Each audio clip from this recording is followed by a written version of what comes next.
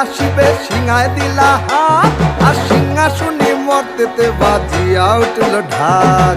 বলদে sorry আসিবে সিংহায় দিলা হাত, আর সিংহাসনে মর্তেতে বাজিয়া উঠল ঢাক।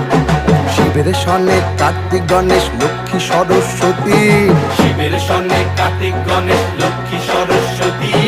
আশ্বিন মাসে বাপের বাড়ি আসেন ভগবতী।